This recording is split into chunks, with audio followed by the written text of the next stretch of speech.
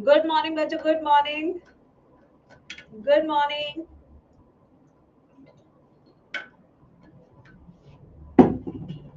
How are you my kids?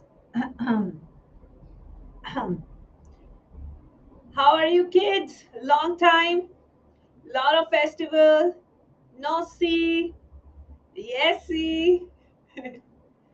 चलो, नहीं गला ठीक है, बहुत दिनों बाद सुर पकड़ा है तो थोड़ा सा खराश हो गई है। Yes. So how was it बच्चों? Nice. Now we have to work on our schedule. Now we have to start with the classes, full-fledged. Our classes, lots of study, timely syllabus completion so that we can revise. है ना? And इससे ज्यादा practice भी शुरू करनी है अब तो हमें शाम की। आज मैं प्लानर दे दूंगी पूरा उसके हिसाब से। हाँ बिल्कुल, आज वाईटी पे लॉन्च है। हाँ चलिए बच्चों, तो क्लास शुरू करते हैं। Need flex, yes. चलिए फिर स्टार्ट करें बच्चों। हाँ बेटा, यूनिट वाइज करेंगे ना प्रैक्टिस। चले भाई, चले तो आज हम स्टार्ट करते हैं सेंट्रल डोगमा से। आज की क्लास बहुत इंटरेस्टिंग होने वाली है, आपको बहुत मजा आने वाला है। चलिए स्टार्ट करते हैं बच्चों, ठीक है। तो सेंट्रल डोगमा किसने दिया था? The concept was given by Francis Crick. जो वॉटसन एंड क्रिक वाले हैं, उसी का जो क्रिक वाले हैं उन्होंने दिया था, फ्रांसिस क्रिक।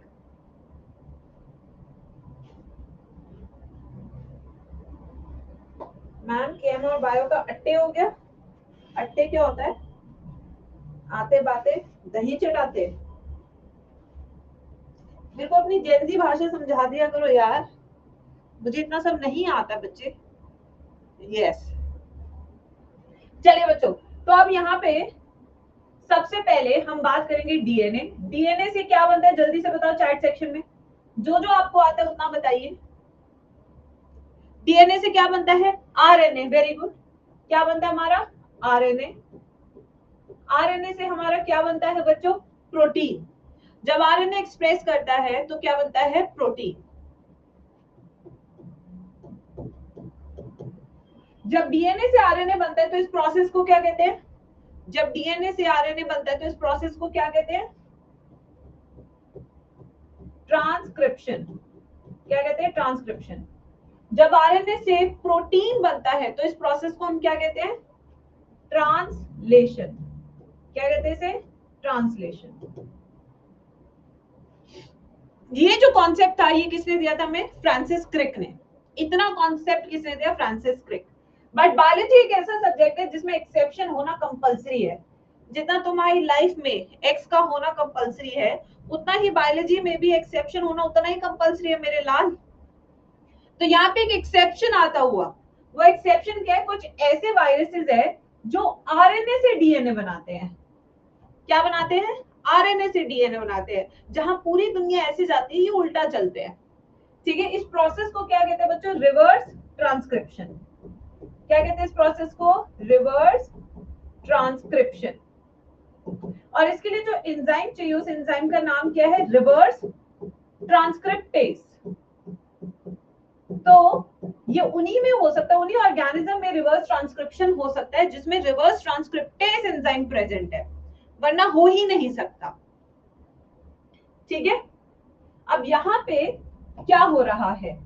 यहाँ से सिंगल स्ट्रैंडेड डीएनए आरएनए से, सिंगल स्ट्रैंडेड आरएनए से हम बनाते हैं सीडीएनए। कोई फुल फॉर्म बता सकता है what is cDNA? Single stranded होता है आरएनए, सबको पता है ये बात, क्योंकि डबल स्ट्रैंडेड तो होता है डीएनए। अब इस सिंगल स्ट्रैंडेड से हम क्या बना रहे हैं? डबल स्ट्रैंडेड डीएनए बना रहे हैं। पहले क्या बनेगा? सीडीएनए। तो C here stand for complementary DNA, क्योंकि इसका कॉम्प्लीमेंट्री स्टैंड होता है। कॉम्प्लीमेंट्री डीएनए ये बनता है। ठीक है, cDNA। ये एग्जाम्पल किन किन वायरसेस में देखने को मिलता है, जैसे HIV, tobacco mosaic virus.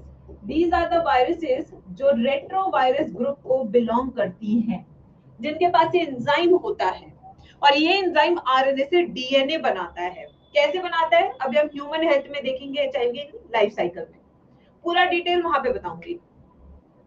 Now this concept of reverse transcriptase was given bye, ये जो रिवर्स ट्रांसक्रिप्शन का कॉन्सेप्ट है, this concept of reverse transcription was given bye Temin and Baltimore. अभी सीजन आ गया है गीजर का, ठीक है, उसमें हम क्या बोलेंगे, बाल्टी में गर्म पानी मोर, बाल्टी मोर। अरे तुझे समझ नहीं आता है, सारा गर्म पानी तू यूज कर लेता है और गीजर भी नहीं चलाता है, तो तू माने टेमिन, ठीक है, यस, बाल्टी में मोर गर्म पानी, तब मजा आएगा नहाने में, ठीक है। तो कौन है, टेमिन एंड बाल्टी मोर। अगर इंडिया में होता तो इसका नाम होता बाल्टी वाला, मतलब जैसे पूना वाला है ना, वैसे मैं बता रही हूँ, किसी और तरीके से नहीं बता रही थी, तुम गलत मत रिलेट कर लेना, ठीक है। मैं जैसे वो सरनेम होते हैं ना, वैसे बता रही हूँ मैं, हाँ, और कोई नहीं, हाँ हाँ हाँ, झुनझुन वाला, यस यस यस, मेरा वैसे मतलब था, तुम कहीं और मत रिलेट करना इसको, ठीक है।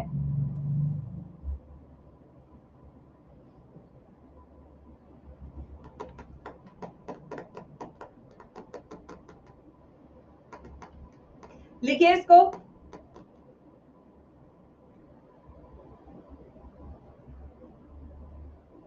मच्छी वाला, यस, ऐसे ऐसे आते, सिद्धू मूसे वाला, यस यस यस, ये वो वाला है, ठीक है, जो मैं जोक मारने की कोशिश कर रही थी, बट मुझे लगा कि कंट्रोवर्सी ना खड़ी हो जाए, तो इसलिए मैंने सॉरी बोल दिया।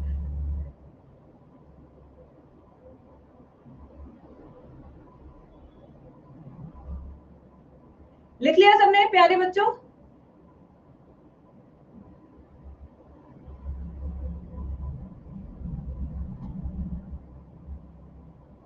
बहुत इजी था। अब आते बच्चों आज का सबसे जबरदस्त टॉपिक पे, जिसका नाम है replication, which is a third part of the chapter. This is the third part of the chapter. पहला पार्ट था हमारा डीएनए का स्ट्रक्चर, उसकी पैकेजिंग, दूसरा था the search for genetic material, अब तीसरा पार्ट है रेप्लिकेशन ऑफ जेनेटिक मटेरियल, ठीक है, रेप्लिकेशन ऑफ डीएनए। भाई डीएनए हमारा जेनेटिक मटेरियल है, यस और no, everybody in the chat section.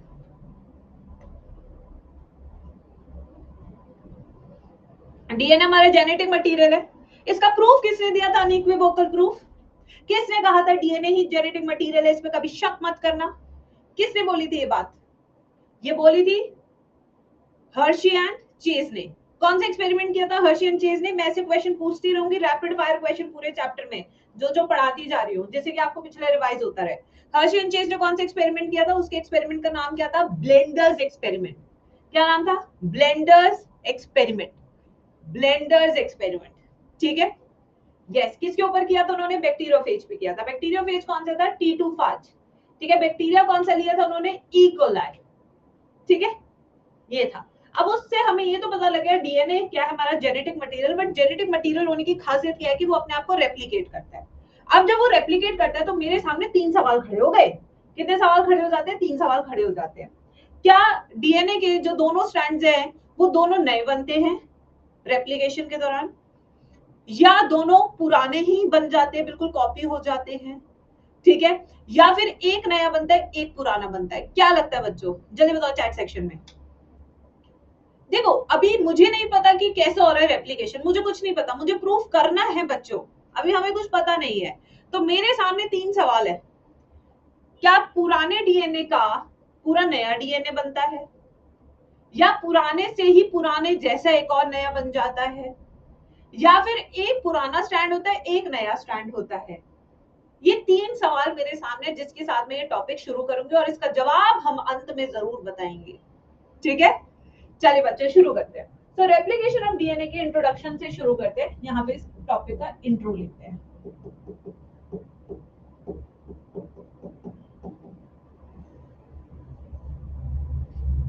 Introduction कहाँ गई स्लाइड मेरी, यही है ना? हाँ, तो during S phase of cycle क्या नई चीज होती है बताओ ना? During S phase of the cycle क्या नई चीज होती है गाइस? क्या क्या होता है एस फेज में सेल साइकिल के? कुछ ऐसा बताया था क्या मैम ने 11th क्लास में कि एस फेज में ये होता है, डीएनए रेप्लिकेशन होता है। बिल्कुल सही। तो यानी कि इस फेज में क्या हो रहा है? During S phase of cell cycle there is duplication of DNA। क्या है? Duplication of DNA. ठीक है, अब इसमें सी वैल्यू का क्या हो रहा है, इस पे भी थोड़ी चर्चा कर लेते हैं यार। पिछला थोड़ा सा चर्चा कर लेते हैं, क्या हो गया? अब यहाँ पे जो सी वैल्यू है वो आफ्टर एस फेज क्या हो जाएगी? क्या हो जाएगी? डबल हो जाएगी, सिंगल हो जाएगी तुम्हारी तरह, या 4 गुना हो जाएगी? क्या हो जाएगी? ये डबल हो जाएगी, हो जाएगी 2C value, where C value represents a DNA content। ठीक है बच्चों, तो ये क्या है? C value doubles during S phase as it represents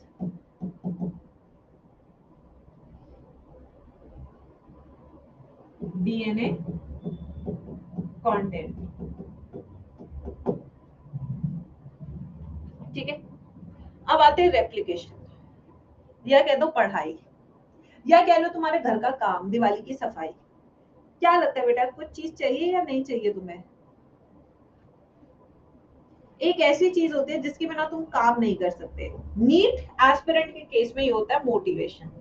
आजकल लोग मोटिवेशन को बहुत अंडररेटेड मानने लग गए हैं, पर मैं आपको सच बता रही हूँ, जब आप एक ऐसी चीज के लिए प्रिपेयर कर रहे हो जिसपे आपका पूरा फ्यूचर डिपेंड करता है, वो 3 घंटे, तो आपके जहन में नेगेटिव थॉट्स तो आएंगे कि क्या मुझसे हो पाएगा, नहीं हो पाएगा। और इंडिया जैसी कंट्री जहाँ पे एक पेपर के पीछे 27 लाख एस्पिरेंट पड़े होते हैं और सीटें हैं 50,000 गवर्नमेंट की, 50,000 तो प्राइवेट की है ना, जिनके पास पैसे है वो उन्हें मिलती है। तो नेगेटिव थॉट्स तो आती हैं। तो हर कुछ दिनों में बच्चे को चाहिए होता है मोटिवेशन। अगर उस टाइम पे आप मोटिवेट करोगे तो वो और अच्छा परफॉर्म करेगा, नहीं करोगे तो वो नीचे की तरफ जाता जाएगा, एक गड्ढे में जाता जाएगा, क्योंकि उसने दुनिया नहीं देखी है। पैदा होते उसे बताया गया कि ये आपको डॉक्टर बनना है, डॉक्टर। हम ऐसे ना फैंटेसी बना देते हैं बचपन में ही माँ बाप कि देखो ये डॉक्टर है, ये इंजीनियर है, ये इतना पैसा कमाता है, चाचा का लड़का इंजीनियर बन गया था, जाते उसका 1 करोड़ का पैकेज लग गया था। ठीक है, तो बच्चा भी सोचने लगता है यार सही है, इंजीनियर बन जाऊंगा, जाते मेरा 1 करोड़ का पैकेज लग जाएगा, फिर ऐश ही ऐश। तो आपने ही तो वो फैंटेसी दी है ना बच्चे को। अब यही चीज है यहाँ पे भी, इसे क्या चाहिए? मोटिवेशन चाहिए। इसे काम करने के लिए एक चीज चाहिए जिसका नाम है एंजाइम। ठीक है, यस। वो एंजाइम का नाम क्या है which is responsible for DNA replication? क्या है वो? हाँ जी बच्चा, हाँ जी, क्या है वो? मैम ये सारी बातें तो रिश्तेदार करते हैं। हाँ, दिवाली में तो तुमने सुना ही होगा खूब। I can agree to that. Yes बच्चों, क्या नाम है उस एंजाइम का? उस एंजाइम का नाम है डीएनए पॉलीमरेज 3। DNA polymerase 3। अब आप कहेंगे मैम आपने 3 क्यों लिखा है? बिकॉज बहुत तरह के डीएनए पॉलीमरेज होते हैं, बट काम का कौन सा है? वो है सिर्फ 3 वाला। कौन सा है? 3 वाला। मैम फर्स्ट पॉइंट में डुप्लीकेशन क्यों लिखा है? अच्छा, डुप्लीकेशन की जगह रेप्लिकेशन होना चाहिए, राइट, रेप्लिकेशन। ठीक है, रेप्लिका बनाना सेम ही है वैसे मुझे लग रहा है।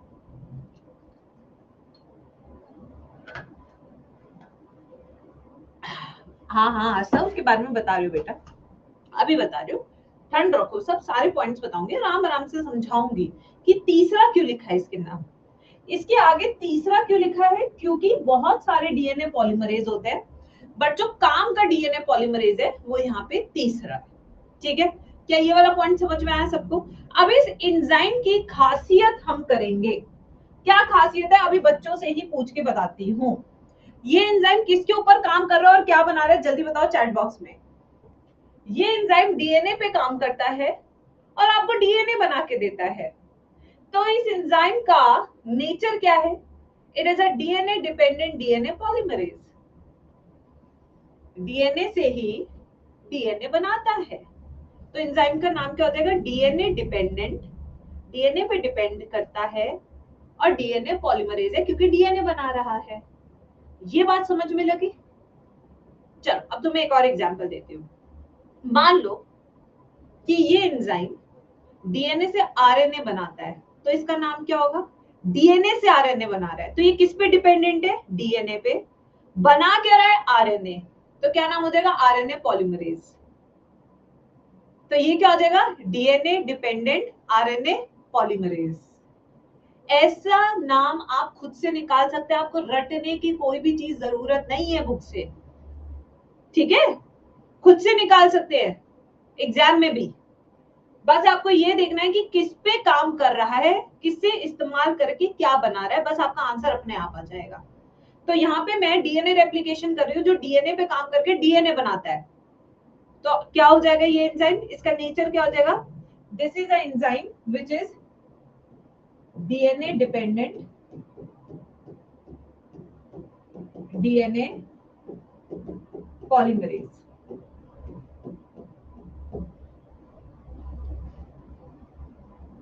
ठीक है, पहली चीज समझ आई नहीं आई?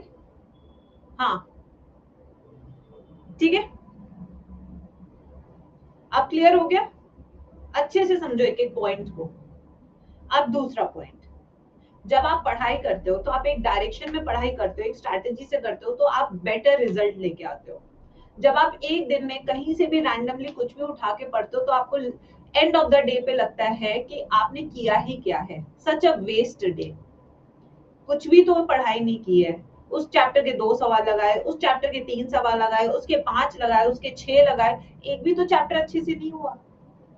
तो अगर आप फोकस्ड रह के एक डायरेक्शन में काम करोगे तभी आपका काम जल्दी होगा। ऐसे ही डीएनए पॉलीमरेज भी करता है, ये सिर्फ एक डायरेक्शन में काम करता है। कहते हैं मैं कंफ्यूज नहीं होना चाहता। To avoid the confusion, DNA polymerase always add dNTPs in one direction, that is 5 prime to 3 prime. ठीक है, so this enzyme adds dNTPs. क्या होते हैं डीएनटीपीस? Deoxy nucleotides.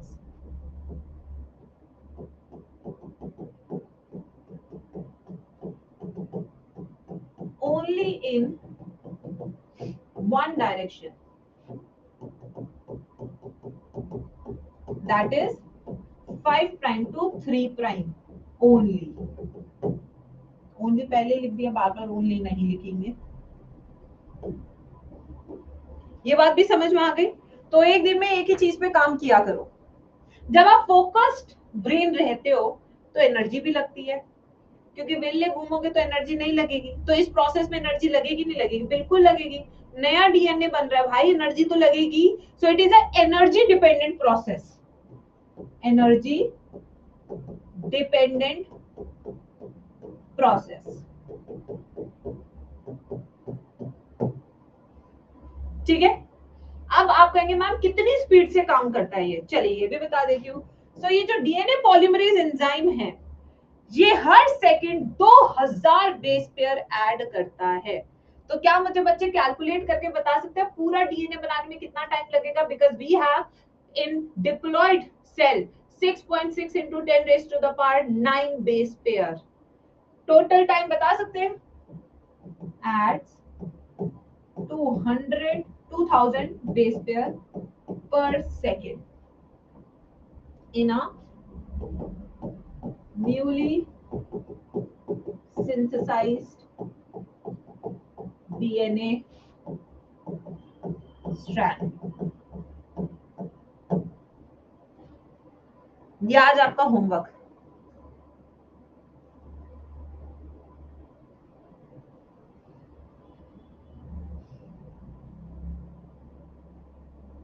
1 घंटा 18 सेकेंड। भाई एक बच्चा बोल रहा है 18 मिनट, एक कह रहा है 18 सेकेंड।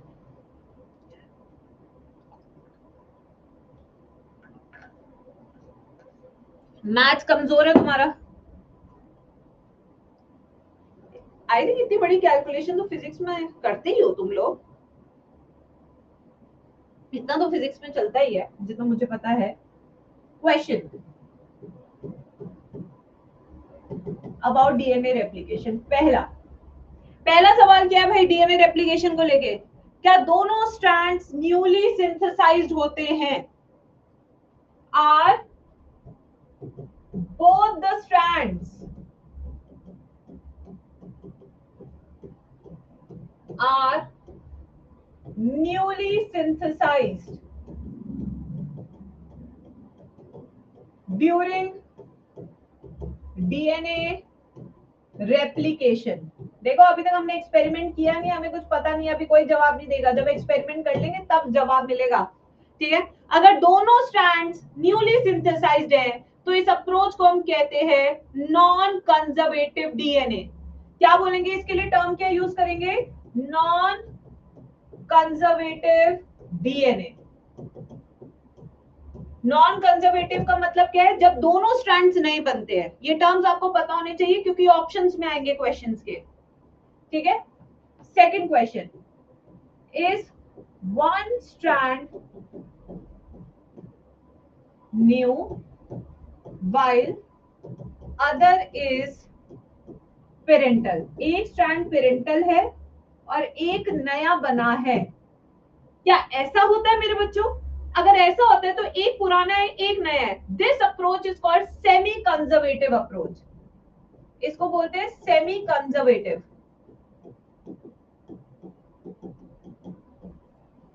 ठीक है, अब आते तीसरा, are both the strands are both the strands original to parent। क्या दोनों स्ट्रैंड्स पेरेंटल स्ट्रैंड्स है? अगर ये अप्रोच है तो इसे कहेंगे कंजर्वेटिव डीएनए रेप्लिकेशन। तीनों शब्दों को मतलब बताओ, समझ में आया नहीं आया? पहले ये बताओ what is non conservative DNA? जब दोनों ही स्ट्रैंड्स नए होते हैं, पुराने का कोई रोल नहीं है, पुराना कोई स्ट्रैंड नहीं है। ठीक है, सेमी कंजर्वेटिव कौन सा अप्रोच है? जहां एक स्ट्रैंड पेरेंटल है और एक स्ट्रैंड नया है। ठीक है, यस। फिर तीसरा क्या है? क्या दोनों ही स्ट्रैंड्स बिल्कुल पेरेंटल स्ट्रैंड्स है? अगर दोनों पेरेंटल स्ट्रैंड्स है, नया कुछ बना ही नहीं है, तो उस अप्रोच को कंजर्वेटिव अप्रोच कहेंगे। तो तीन सवाल है तुम्हारे सामने, अभी तुम्हें कुछ नहीं पता। ठीक है, अभी जवाब ढूंढना है हमें। लिखो इसको, फिर हम एक्सपेरिमेंट शुरू करते हैं नेक्स्ट स्लाइड पे। देखो कोई भी एक्सपेरिमेंट पढ़ने से पहले, याद करने से पहले, अगर आप ये समझोगे ना कि ये एक्सपेरिमेंट हम क्यों कर रहे हैं, तो आपको बहुत जल्दी याद हो जाएगा सब कुछ।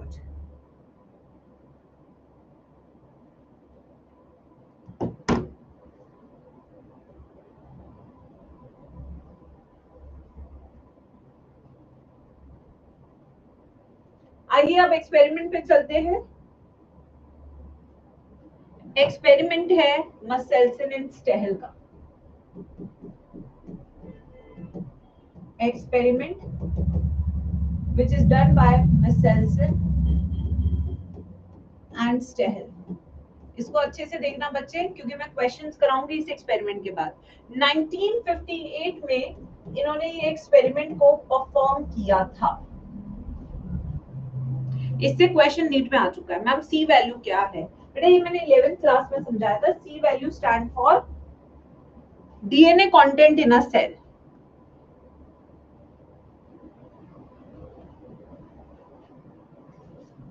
चलिए बच्चों, जब भी हम एक्सपेरिमेंट शुरू करते हैं, नेतल का नाम मुझे नेहल लगा, मुझे लगा इसका नाम नेहल है, तो मैं इससे बात नहीं करूंगी क्लास में,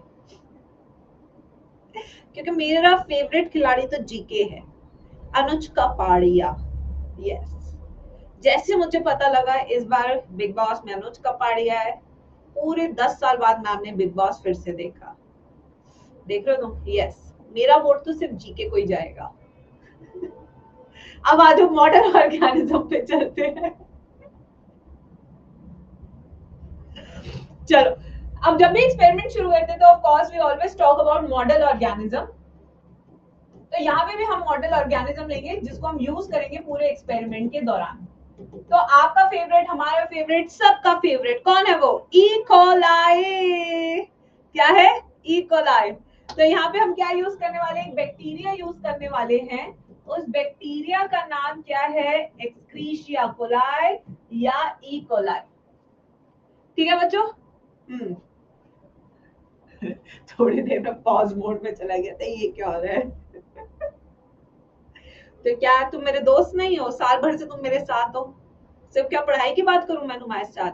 you are my friends also. Yes. तो ये हमारा ई कोलाई। अब ई कोलाई का क्या है? देखो, इसके पास जो जेनेटिक मटेरियल है वो क्या होता है? Double stranded DNA. इसका जेनेटिक मटेरियल क्या है बच्चों? डबल स्ट्रैंडेड डीएनए इसका होता है जेनेटिक मटेरियल। और इस जेनेटिक मटेरियल में ये जो डीएनए है, ठीक है, ये डीएनए, इसके पास क्या है बच्चों? नाइट्रोजन। नाइट्रोजन होता है ना, नाइट्रोजनस बेसिस होते हैं। तो इसके पास नॉर्मली इस डीएनए में जो नाइट्रोजन होता है वो 14 टाइप का होता है। N14 आइसोटोप प्रेजेंट होता है इस डीएनए में। किसके? बैक्टीरिया के। जैसे मान लो आज आपने बैक्टीरिया लिया, बस बस बस बस, आ जाओ आ जाओ आ जाओ आ जाओ मंथन। इसके बारे में ना क्लास के लास्ट के 10 मिनट्स में चुगली करेंगे, ठीक है? अभी पढ़ लेते हैं। यस, बिग बॉस डिस्कस करेंगे। हाँ, that's a favourite topic, I can do whole day. But class के एंड में 5-10 मिनट बाकी बच्चे चले जाएंगे, बिग बॉस वाले रहेंगे, ठीक है? विल डू चुगली। तो नॉर्मली जो इकोलाई है उसके अंदर जो डीएनए है, उस डीएनए के अंदर जो नाइट्रोजन है वो कौन से टाइप का है? बताओ जल्दी से चैट सेक्शन में, बताओ कौन सा है वो है N14 टाइप। कौन सा है वो? N14 type. अगर मैं इसको, इस इकोलाई को, N14 वाले को जानबूझ के ग्रो कर रही हूं N15 हेवियर आइसोटोप में, आइसोटोप मीडियम में मैं ग्रो कर रही हूं, ठीक है? तो जब मैं इसे जानबूझ के N14 की जगह N15 टाइप का हेवियर आइसोटोप में ग्रो करूंगी, तो एक समय ऐसा आएगा कि जितना भी डीएनए में नाइट्रोजन है वो कौन से टाइप का हो जाएगा? 14 या 15? जल्दी बताओ चैट बॉक्स में। अब आप जानबूझ के ग्रो कर रहे हो ना बच्चे, तो क्या हो जाएगा? सारे N15 टाइप का हो जाएगा। ठीक है बच्चों? So after growing E. coli in N15NH4Cl heavier isotope medium,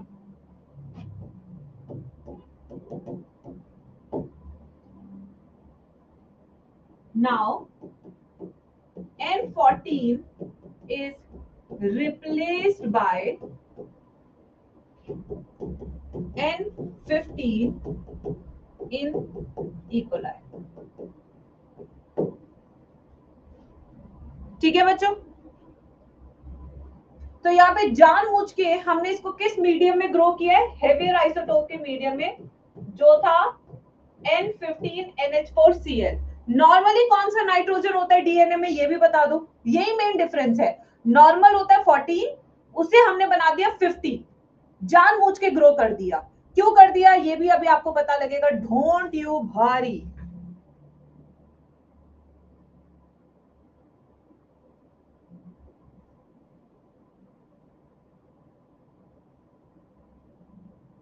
चलो बेटा, अब आगे चलते हैं।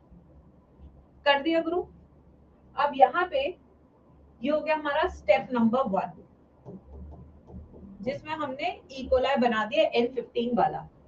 अब आते हैं स्टेप नंबर 2। अब स्टेप नंबर 2 पे हम क्या करेंगे? सेंट्रीफ्यूगेशन। मैम मतलब हमारे डीएनए में भी ऐसा कुछ अलग मीडियम में ग्रो करवाएंगे, करेंगे, कोशिश करेंगे तो हमारा डीएनए भी उस मीडियम के सब्सटेंस को यूज कर लेगा। यस। अरे आलिया, मैं 4 बार रिपीट कर चुकी हूँ बेटा, तू रिपीट पे देख लिया, ठीक है? अब देखो स्टेप नंबर 2 क्या है? सेंट्रीफ्यूगेशन।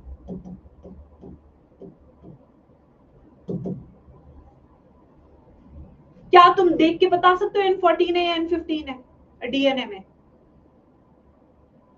क्या तुम देख के बता सकते हो इसमें N14 है या N15 है? नहीं बता सकते, तुम्हें डीएनए दिखता ही नहीं है।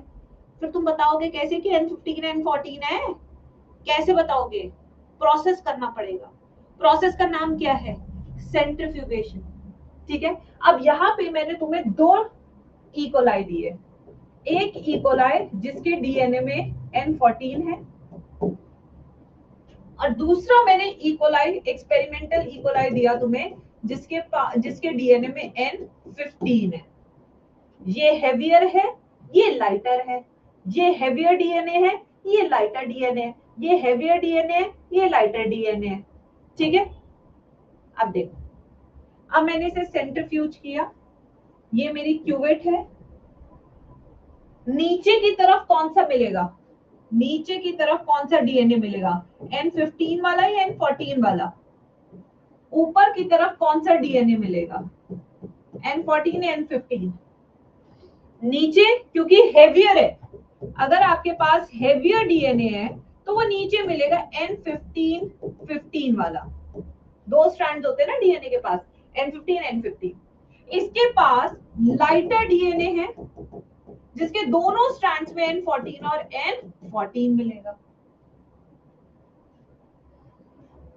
बट इस सेंट्रीफ्यूगेशन के लिए ये ग्रेडियंट बने, इसको चक्की चलाने के लिए पानी चाहिए था। उस पानी का नाम क्या था? अरे भाई, डीएनए को किसी चीज में डाल के तो घोलोगे ना, दाल पीसते हो तो पानी डालते हो नहीं डालते हो, वरना दाल कैसे पीसेगी? चटनी पीसेगी नहीं बिना पानी के। तो यहाँ पे भी हमें लिक्विड डालना पड़ेगा। उस लिक्विड का नाम क्या है? CaCl, caesium chloride. ये बनाता है कॉन्सेंट्रेशन ग्रेडियंट, डेंसिटी ग्रेडियंट बनाता है। ठीक है, this creates density gradient in the tube based on heavier and light nitrogen isotope.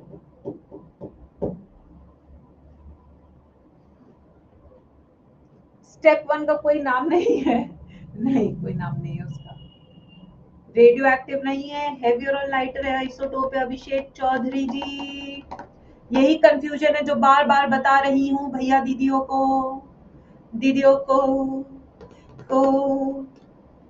चलो वापस एक बार रिवाइज कराती हूँ। सबसे पहली चीज, इस एक्सपेरिमेंट में हम कहीं पे भी रेडियो एक्टिविटी नहीं यूज कर रहे हैं, फर्स्ट। दूसरा पॉइंट, इस एक्सपेरिमेंट में हम यूज कर रहे हैं N14 एंड N15 जो कि हेवियर आइसोटोप है नाइट्रोजन का N15। हमने यहाँ पे इकोलाई लिया। इकोलाई का जब हम डीएनए देखते हैं तो उसमें जो नाइट्रोजन का आइसोटोप होता है वो 14 वाला होता है, ना कि 15 वाला। तो एक्सपेरिमेंट शुरू करने से पहले हमने क्या किया? हमने जानबूझ के अपने इकोलाई को N15 के मीडियम में ग्रो किया, क्योंकि हमें पता लगाना है कि पेरेंटल स्ट्रैंड या नया बनेगा, पुराना बनेगा, क्या बनेगा। ठीक है, फिर धीरे धीरे इतनी जनरेशन तक इन्हें ग्रो किया, इनके इतने बच्चे पैदा कराए, इतने बच्चे पैदा कराए कि सारे के सारे N15 टाइप के बच्चे हो गए। अब उन्हें पता ही नहीं N14 क्या है। ठीक है, जैसे कि हमारे इंडियंस बाहर जाके बस जाते हैं तो अपने बच्चों को, अरे अंग्रेजी सीख, अंग्रेजी बीट पे, धीरे धीरे इतने अंग्रेज बन जाते हैं, पता ही नहीं चलता है ऐसे। ठीक है, अब यहाँ पे टू चेक कि N15 बना है या नहीं बना है, हमें इसके लिए भी एक्सपेरिमेंट करना पड़ेगा, क्योंकि हम देख कुछ भी नहीं सकते। तो इसके लिए हमने सेंट्रीफ्यूगेशन किया। हमने N14 वाला बैक्टीरिया भी लिया और अपना एक्सपेरिमेंटल सेटअप से N15 वाला हेवियर आइसोटोप वाला भी लिया। जब इन दोनों को सीजम क्लोराइड के अंदर डाल के हमने घुमाया, चक्की घुमाई, तो चक्की घूमने के बाद हमने देखा कि नीचे हेवियर आइसोटोप का बैंड आया है और ऊपर लाइटर आइसोटोप का बैंड आया है। ठीक है, यस।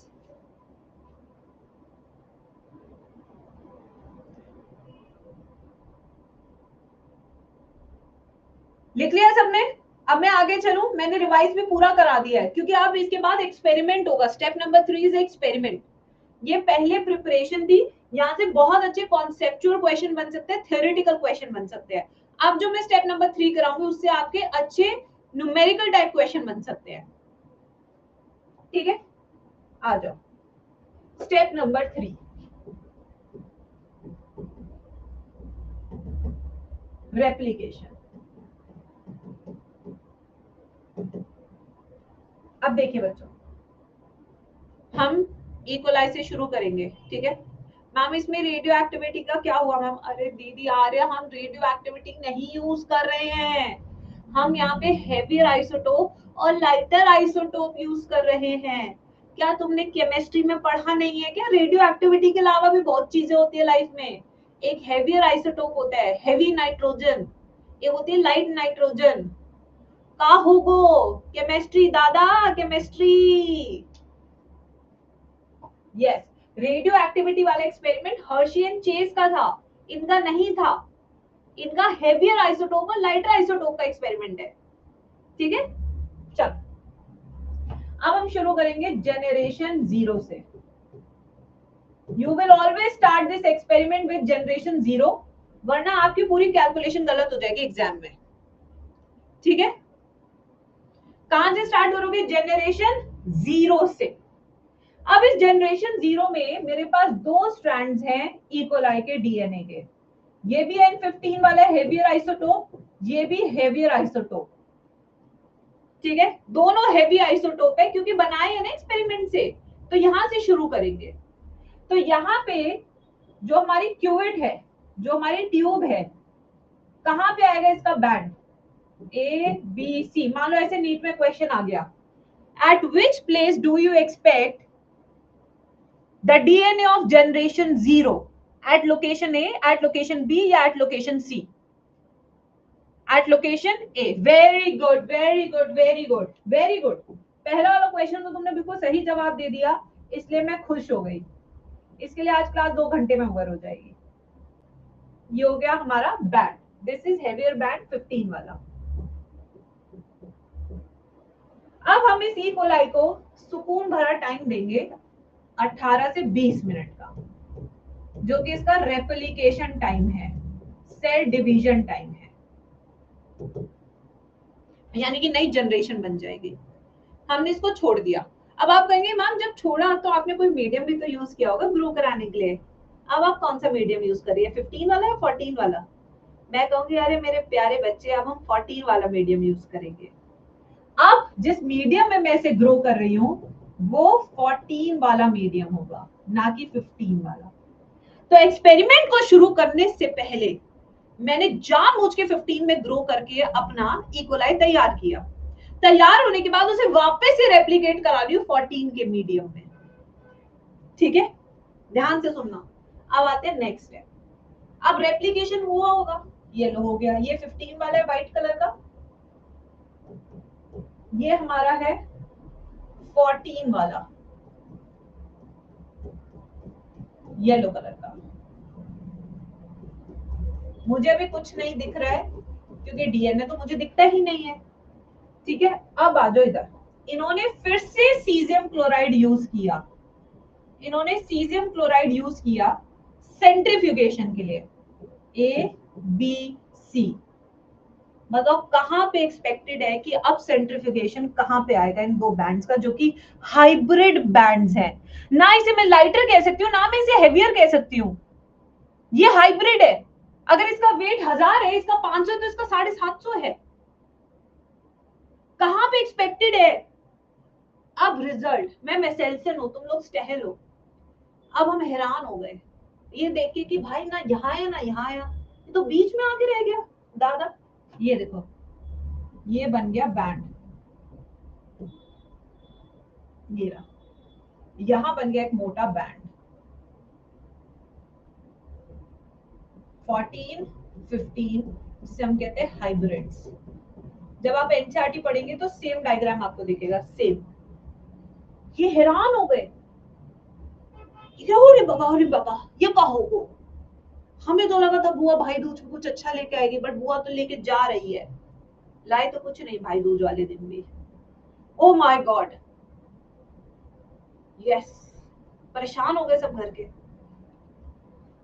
अब फिर से इन्होंने कहा चलो कोई नहीं, फिर से इन्हें 18 से 20 मिनट सोलो टाइम देते हैं और इसे ग्रो करते हैं 14 के मीडियम में। फिर से ग्रो किया।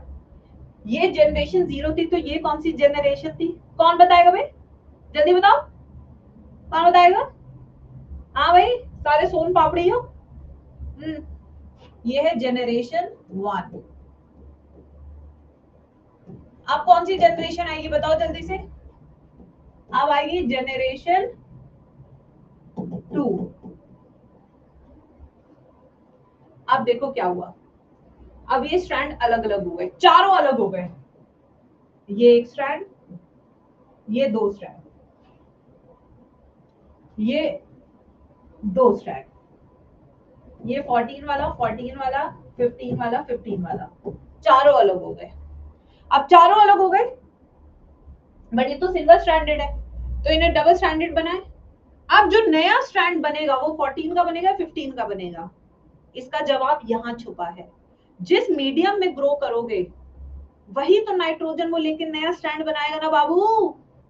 तो देखो इस वाले स्ट्रैंड के नीचे नया स्ट्रैंड बनता हुआ, ठक ठक ठक ठक ठक ठक ठक ठक ठक ठक ठक, बन गया नया स्ट्रैंड।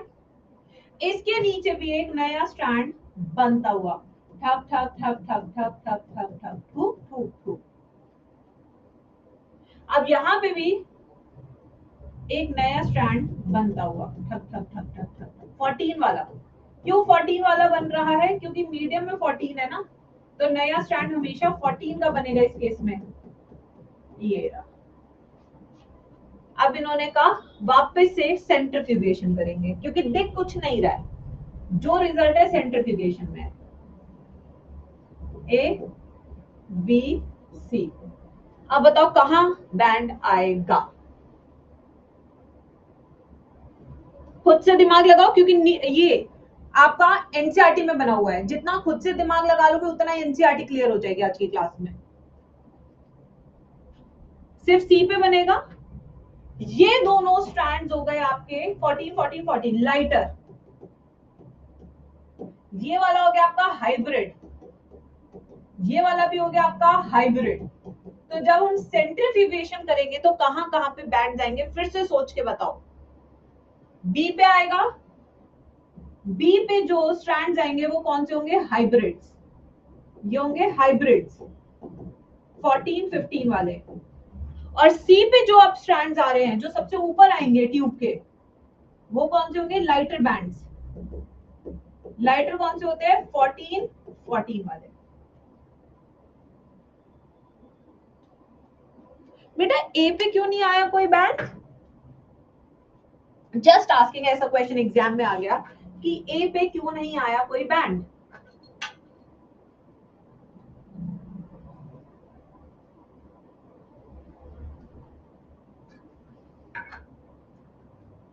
क्योंकि 15 15 वालों कोई है ही नहीं। ठीक है, अब क्या मेरे प्यारे बच्चे जनरेशन 3 खुद से बना सकते हैं क्लास में? इसको मान लो हमने फिर से छोड़ दिया 18 से 20 मिनट के लिए। 18 से 20 मिनट बाद क्या हो जाता है? वापस से रेप्लिकेशन हो जाती है। तो ये हो गई आपकी जनरेशन 3। और मीडियम फिर से यूज किया 14 वाला। स्टेप नंबर 1 क्या होना चाहिए? पहले सारे बैंड्स को अलग बनाओ। स्टेप नंबर 1, सारे बैंड्स को अलग बनाइए। Same as generation 2? No no no no no no no. Yes yes yes yes yes yes. Muskan, very good, that's the way you answer the question. सबसे पहले इन सारे बैंड्स को अलग बनाइए। 1, ये हो गया 2, कितने हैं यहाँ पे? 8 होंगे ये टोटल। 1 3 4 5 6 7 8। ये 8 अलग हो गए पहले तो। अब 8 नए बैंड्स और बनेंगे रेप्लिकेशन के टाइम पे। ये देखिए, ये डीएनए बन गया, ये दूसरा बन गया, नया स्ट्रैंड बनता हुआ, एक पुराना स्ट्रैंड रहेगा, एक नया स्ट्रैंड बनता हुआ। ये पुराना वाला था जनरेशन 2 का, ये नया बनता हुआ। ये भी पुराना स्ट्रैंड था जनरेशन 2 का, ये नया बनता हुआ। ये एक और नया बनता हुआ, ये एक और नया बनता हुआ, ये एक और नया बनता हुआ।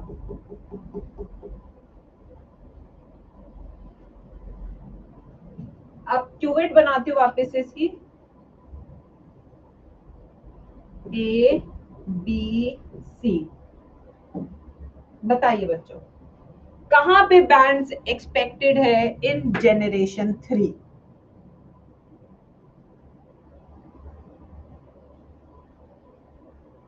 बी एंड सी पे। बी पे we have hybrids. How many hybrids do we have? We have 2 hybrids, 14 15 वाले। एंड लाइटर बैंड्स कितने हैं बच्चों? लाइटर बैंड्स हमारे पास 6 लाइटर डीएनए, जो 14 वाले हैं। अब बताओ, एक्सपेरिमेंट में ऐसी कोई चीज जो आपको समझ ना आई हो? बहुत आसान एक्सपेरिमेंट है, स्टेप बाय स्टेप करोगे तो इस एक्सपेरिमेंट में कभी कोई दिक्कत नहीं है। पहला जो बच्चों का कंफ्यूजन होता है, रेडियो एक्टिव या रेडियो आइसोटोप। जल्दी से आंसर दे दो, मैं यहाँ वेट कर रही हूँ तुम्हारे अब जवाबों का। बेसिक कंफ्यूजन वाले क्वेश्चंस पूछ रही हूँ। आइसोटोप है मसेल्सन एंड स्टेहल में, या रेडियो एक्टिव लेबल्ड है?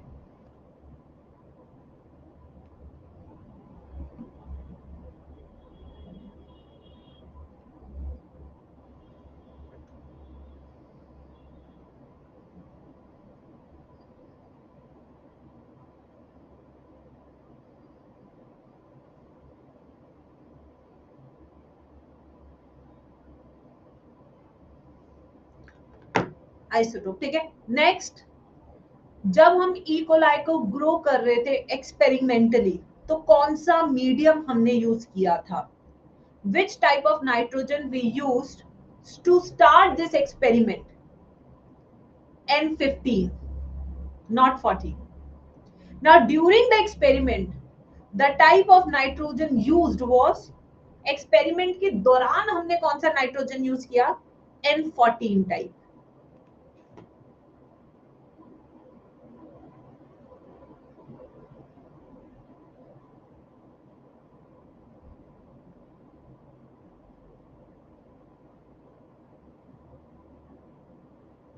ठीक है,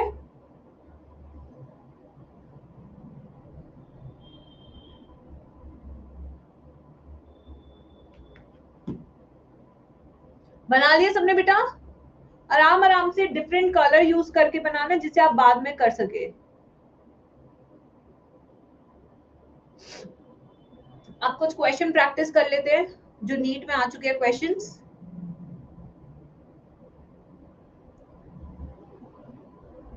मैम इसका कंक्लूजन क्या है अभी बताऊंगी, पहले क्वेश्चन करेंगे फिर कंक्लूजन पे भी आएंगे। डोंट वरी बेटा, अभी टॉपिक कंप्लीट कहाँ हुआ है।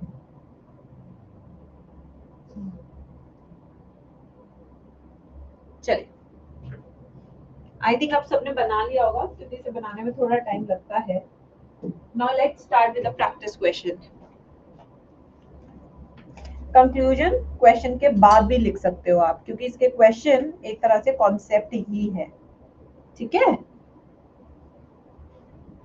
चलो question.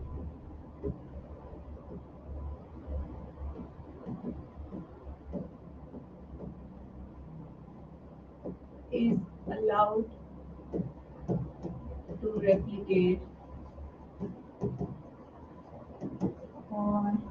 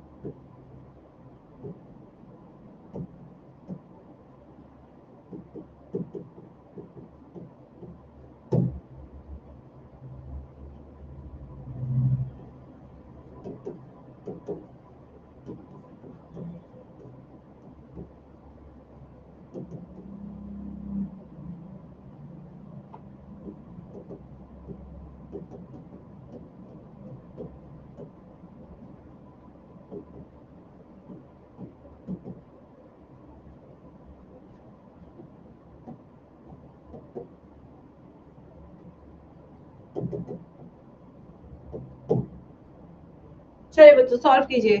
This is not a MCQ question, this is a theoretical solve question.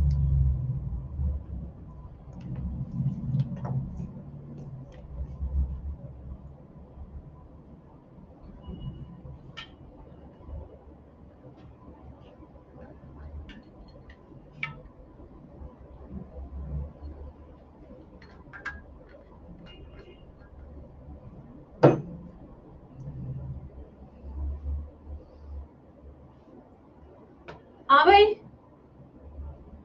क्या आंसर है?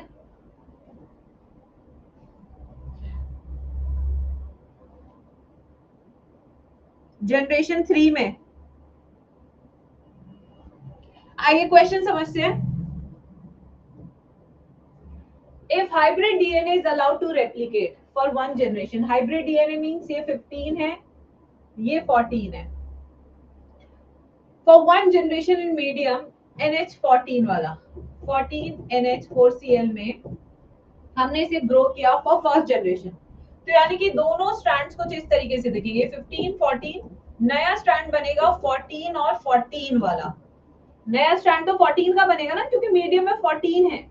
अब वो कह रहे हैं कि जो जनरेशन सेकंड जनरेशन है, ये फर्स्ट जनरेशन हो गई, ये सेकंड जनरेशन हो गई.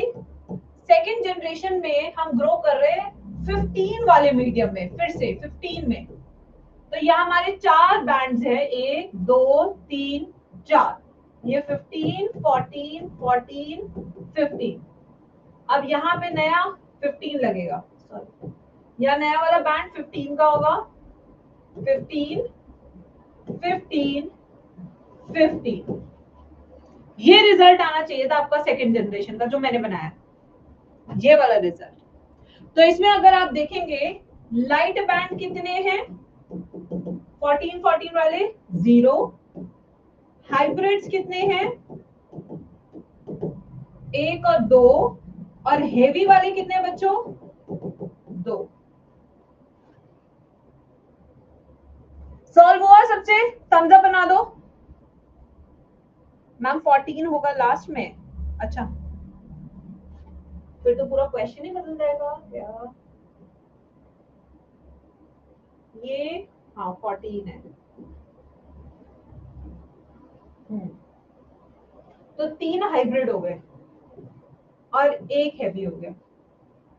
3 हाइब्रिड 1 हैवी.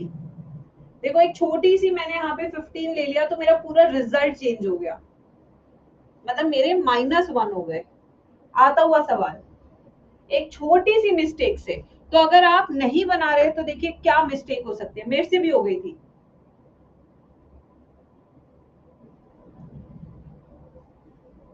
5 मार्क्स गए. यस, हाइब्रिड 0 क्यों होगा? ये हाइब्रिड है, ये भी हाइब्रिड है, ये भी हाइब्रिड है. ये वाला आपका हैवी है.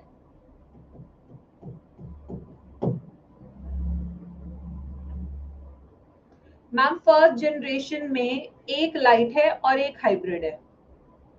इसमें अगर आप देखेंगे इस वाली जनरेशन में लाइट, हाइब्रिड एंड हेवी.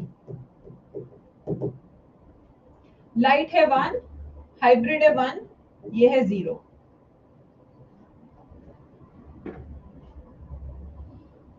देखो फर्स्ट जनरेशन ये है. ये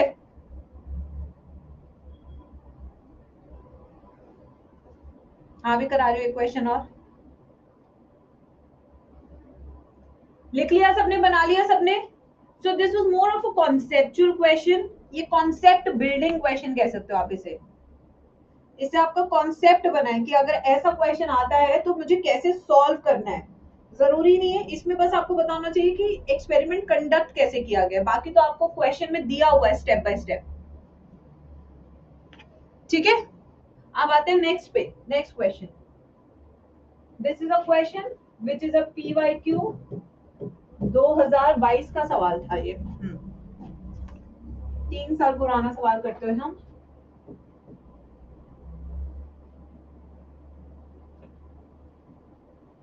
10 E. coli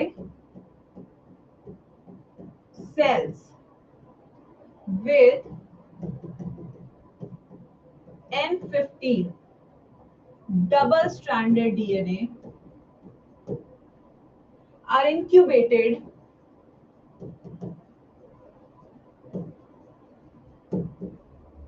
in a medium containing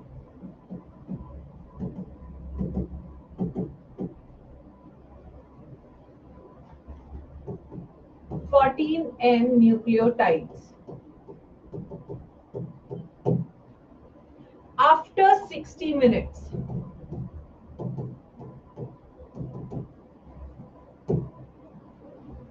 how many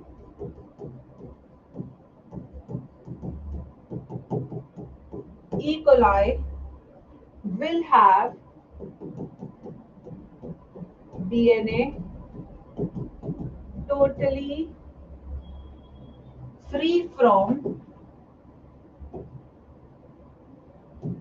N15? Solve कीजिए बच्चों, आंसर निकाल के दीजिए, प्रॉपर आंसर आएगा इसका, न्यूमेरिकल आंसर। एकदम से ब्लैक स्क्रीन हो गई थी अभी से में, अभी 12:50 हुए, 12:51 we will start. Try to solve this question.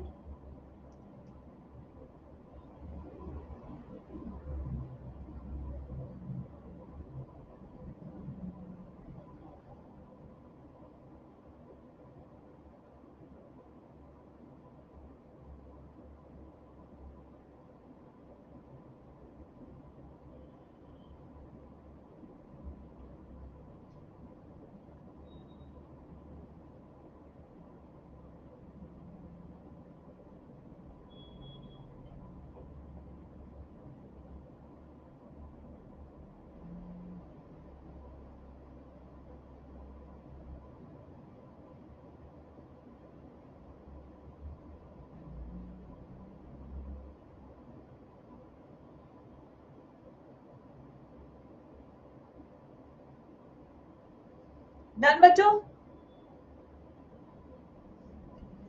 अभी 60 कैसे आया कोई बता सकता है? सबसे पहले 60 minutes, you always start with generation 0 solution, generation 0, उसके 20 मिनट्स बाद आपकी आएगी जनरेशन 1, उसके 20 मिनट्स बाद आएगी आपकी जनरेशन 2, उसके 20 मिनट्स बाद आपकी आएगी जनरेशन 3, राइट? तो यानी कि इसमें 60 मिनट का टाइम दिया हुआ है ना, तो 60 मिनट्स में कितनी जनरेशन हो गई? मैंने कहा था ना जनरेशन 0 से स्टार्ट करना बहुत जरूरी है, वरना आंसर गलत आ जाएगा आप लोगों का। और मैं देख रही हूँ बहुत बच्चों का गलत आंसर भी आया हुआ है, क्योंकि आप 0 से स्टार्ट नहीं कर रहे हैं, ठीक है? अब देखो, E. coli cells with 15N, यानी कि यहाँ पे 15 वाले E. coli हैं आपके, ठीक है? Are incubated in a medium containing 14, अच्छा कौन से मीडियम में ग्रो कर रहे हो सबको? N14 वाले में। कौन सा मीडियम लिया है हमने सबको ग्रो करने के लिए? अब 14, ये लो, ग्रो विद 14 के मीडियम। अब यहां से नेक्स्ट जनरेशन में क्या आएगा? 15, 15, 14, 14। अरे बनाने में आलस मत करो गधो, मैं आलस नहीं कर रही, तुम लोग क्यों आलस करते हो? अब देखो, ये तो हो गई हमारी जनरेशन 1। अब जनरेशन 1 से बनेगी जनरेशन 2, 15, 15, 14, 14, ये नया स्ट्रैंड बनता हुआ 14, 14, नया स्ट्रैंड बनता हुआ 14, नया स्ट्रैंड बनता हुआ 14, ये हो गए, ठीक है? अब जनरेशन 3, 2, 3, 4, अब बनेंगे 8, 4, 5, 6, 7, 8। अब मैं ये पूरा नहीं बना रही है, तुम बनाओगे, ठीक है? ये अब तुम बनाओगे पूरा। अगर मैं एक सेल से शुरू करती हूं तो मेरे पास 2 हाइब्रिड आते हैं और 6 मेरे पास लाइट वाले आते हैं। इसको देखने के लिए पीछे वाला एक्सपेरिमेंट देख सकते हो जहां मैंने पूरी ड्राइंग बनाई है।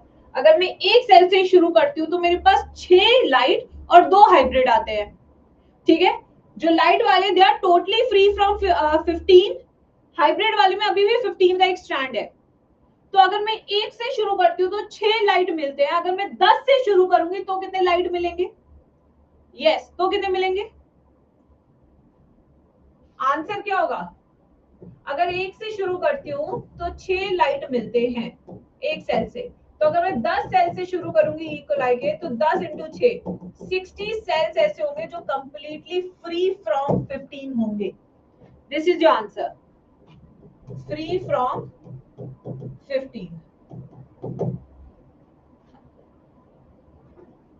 अब समझ में आया 80 आंसर क्यों नहीं आया? 60 ही आंसर था आपका।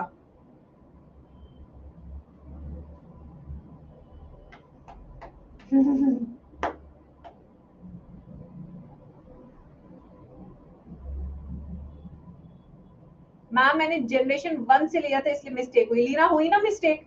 मैं आपको बार बार कह रही हूँ, इसके इस वाले कॉन्सेप्ट के क्वेश्चन में हमेशा जनरेशन 0 से शुरू करना है। अगर आप 0 से शुरू नहीं करोगे तो आप 100% गलत होंगे। क्योंकि मैं आपको बताती हूँ, ये मैं ऐसे क्यों बोल रही हूँ बार बार, क्योंकि जब ये क्वेश्चन पहली बार नीट में आया था 2022 में, मैं पेपर सॉल्व कर रही थी, तो मैंने भी जनरेशन 1 से किया था। मेरा आंसर गलत था। हाँ, क्योंकि पता नहीं था ना कि ऐसे करना है, इसलिए मैं बार बार एम्फसाइज कर रही हूँ कि बेटा जनरेशन 0 से शुरू करना, वरना गलत ही आंसर आएगा। मेरे साथ हो चुका है ये। ठीक है, तो ये कॉन्सेप्चुअल क्वेश्चंस मैंने करा दिए, कॉन्सेप्ट बिल्डिंग क्वेश्चन कैसे करने हैं। अब आते हैं, बच्चों ने जो कहा था मैम कंक्लूजन तो बता दो यार एक्सपेरिमेंट का। चलो अब कंक्लूजन भी बता देते हैं। Conclusion, DNA replication is a semi-conservative, conservative, and non-conservative.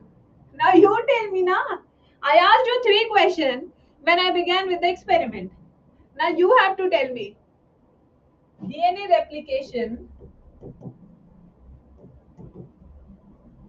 is a semi-conservative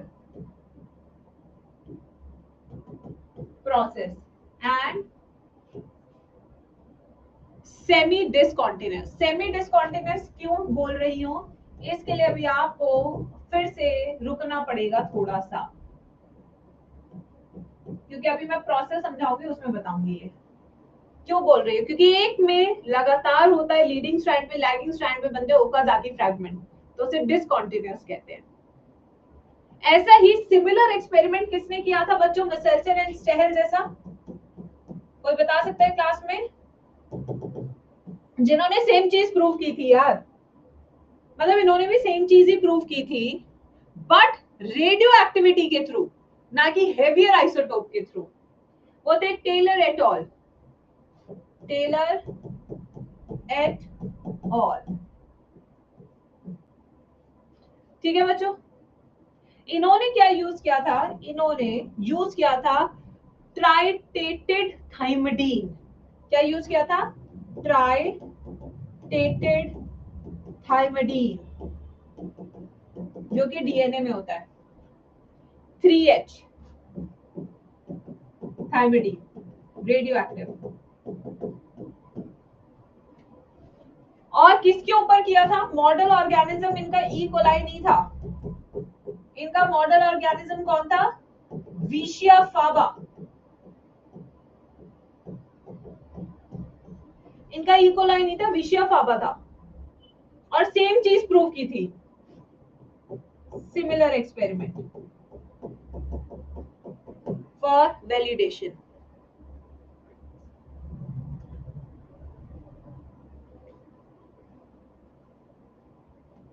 बताओ भाई, एक्सपेरिमेंट समझ में आ गया सबको?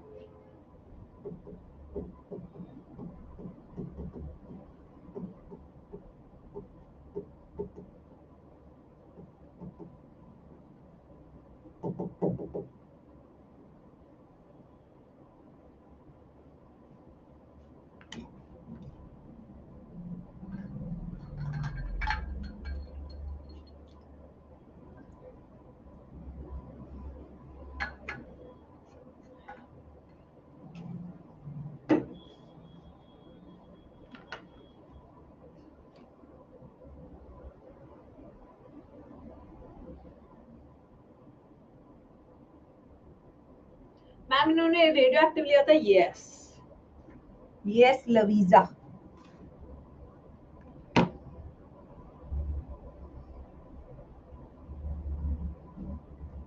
आज बच्चों में बहुत अमीर हो गई हूँ, तुम्हें पता है।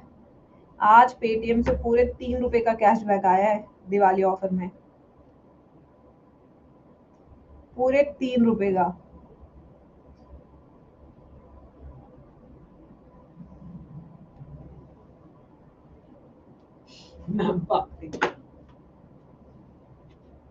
भाई तो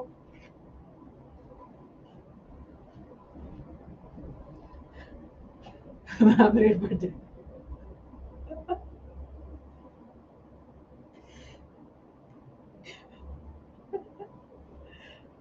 मेरे बैलेंस था। चलो ठीक है, अब आ गए।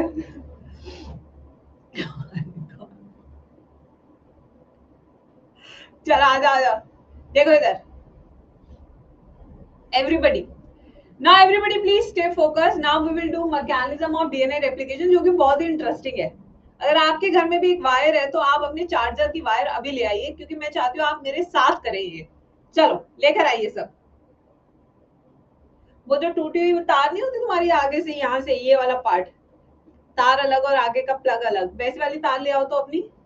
मेरी अच्छी है, मतलब मेरी इसके ऊपर वायर के ऊपर धागा भी है, वूवन।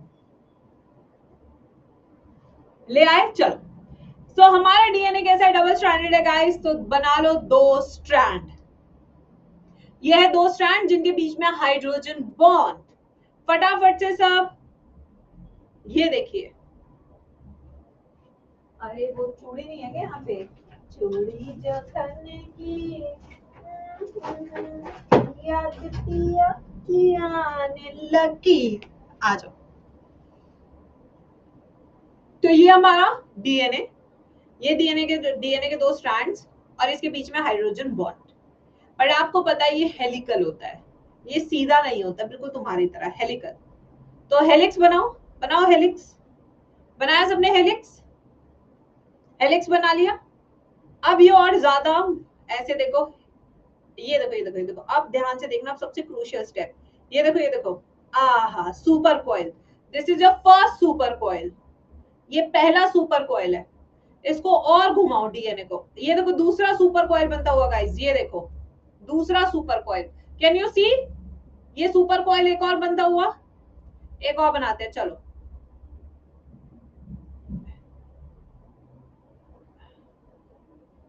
ये देखो, ये देखो कितने सुपर कॉइल्स बनते हैं, ये देखो, these are all super coils. इस तरीके से आपका डीएनए प्रेजेंट होता है और ये बना लेता है क्रोमोसोम। देखो ध्यान से देखो, ये बना लिया क्रोमोसोम। कंडेंस पैकिंग हो चुकी है, देखो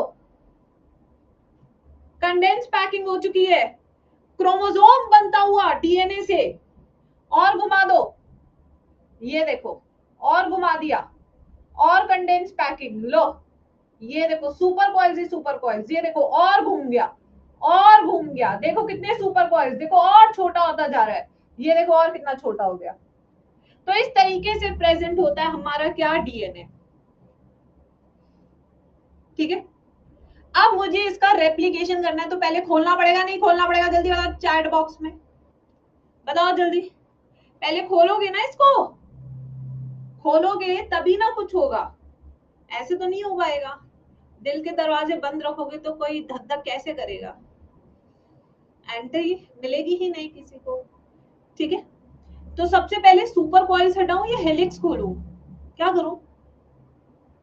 सुपर कॉइल्स हटाऊं या हेलिक्स खोलूं? फर्स्ट स्टेप क्या होगा, कॉइल्स खोलने पड़ेगा ना, तो चलो खोलते सुपर कॉइल्स। धुआं धुआं, सुपर कॉइल खोलते हैं। सुपर कॉइल खोलने के लिए मुझे एक एंजाइम चाहिए, टोपोआइसोमरेज, जो यूकैरियोटिक सेल में होता है, और एक होता है डीएनए गायरेज, जो प्रोकैरियोटिक सेल में होता है। इन दोनों का काम होता है इन सुपर कॉइल्स को हटाना। लो हटा दिया, तुमने बोला मेरे बच्चों, लो मैंने हटा दिया। लो अब ये हेलिक्स है, बस ये लो हटा दे, खुल गया, सुपर कॉइल हट गया। अब इन दोनों स्ट्रैंड्स को अलग करोगे तभी तो 2 नए स्ट्रैंड्स बनेंगे ना।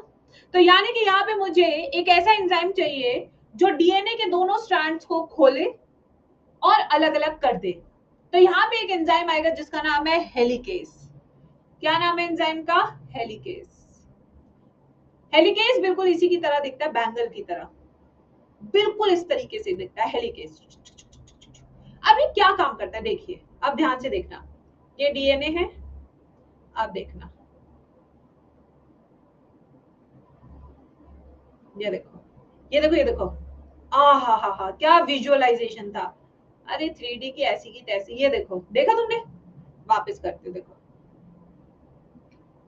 ये देखो, ये हेलिकेस आया, ये देखो, खोल दिया पूरा, ऐसे पूरा खोल दिया, ये देखो, वापस करते हैं, ये देखो, ये देखो, ये देखो, ये आगे जाता जा रहा है और इसे खोलता जा रहा है, ये देखो, रेप्लिकेशन फोक बनता जा रहा है, देखो, खोलता जा रहा है, वापस देखो, ये देखो, आगे आगे जाता जाएगा, देखो, खोलता जाएगा, जैसे जैसे आगे जाता जाएगा, ये देखो, रेप्लिकेशन फोक बनता हुआ दिख रहा है सबको, रेप्लिकेशन फोक, ये देखो, ये रेप्लिकेशन फोक बनता हुआ, ये देखो, ये रेप्लिकेशन फोक बनता है, ये रहा, ठीक है। ये काम किसका था? हेलिकेस का। किसका काम था? हेलिकेस का। अब ये दोनों हो गए अलग क्योंकि हेलिकेस ने तोड़ दिया हाइड्रोजन बॉन्ड। बट इन ये दोनों बहुत चिपकोले किस्म के हैं। कैसे बच्चों? चिपकोले किस्म के। जैसे नेहल और बसीर लड़ते झगड़ते हैं, सब कुछ करते हैं, फिर वापस आके, यस बशीर, यस, प्यार भरे नगमे, ये देखो बेटा, ये देखो, ये बहुत चिपकोले हैं। तो इन दोनों को अलग रखने के लिए यहाँ पे प्रोटीन लगाना पड़ेगा जिससे कि दोनों आपस में कॉम्प्लीमेंट ना करें, ठीक है। तो यहाँ पे हम एक प्रोटीन फिक्स कर देते हैं जिसका नाम है single stranded binding protein. Yes, क्या नाम है उसका? Single stranded binding protein. ये प्रोटीन आके लग जाता है जिससे कि ये दोनों आपस में ना मिल सके वापस,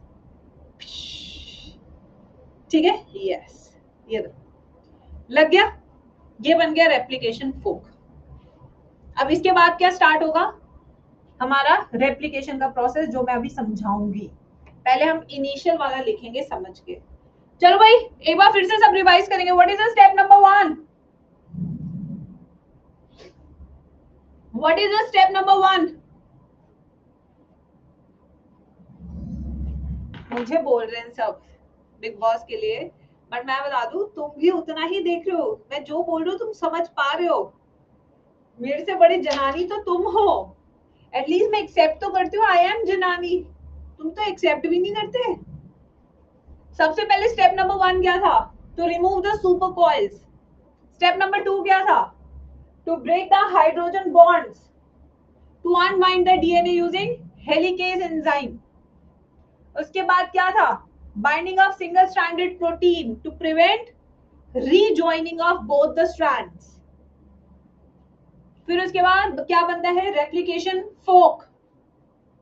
मैम पर मैम डोरेमोन देख नहीं समझ पा रहा मैम, मैं डोरेमोन देखता हूँ।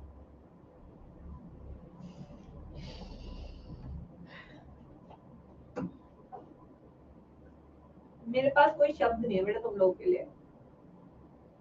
रुको, मैं विक्स लगा के आ रही हूँ। दिल्ली में इतना पॉल्यूशन है कि मेरा एयर प्यूरिफायर भी खराब हो चुका है।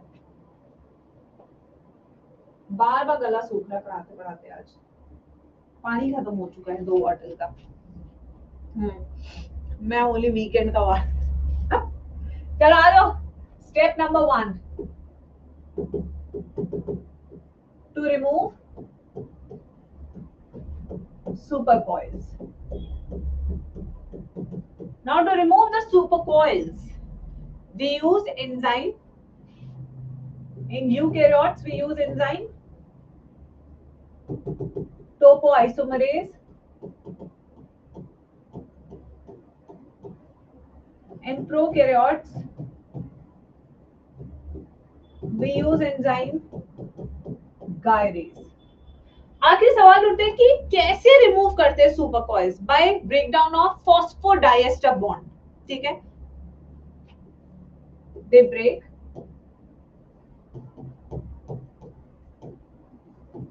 Phosphodiester linkage. जो डीएनए के बीच में प्रेजेंट होती है।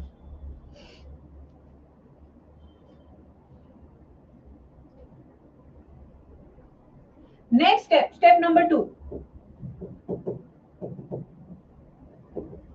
Helicase enzyme.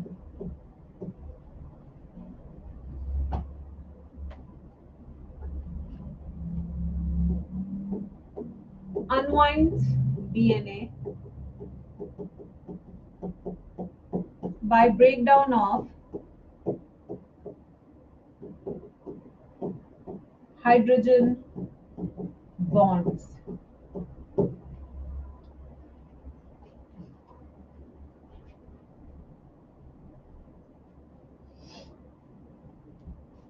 Step number 3,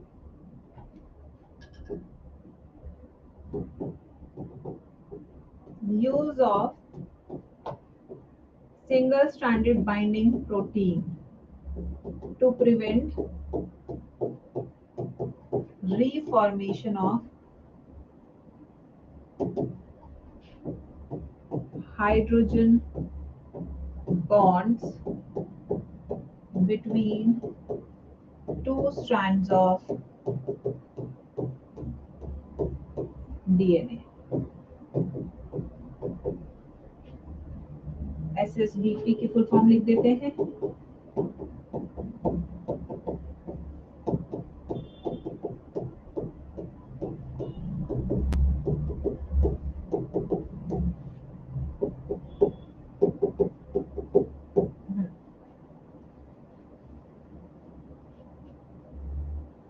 देखिए बच्चों,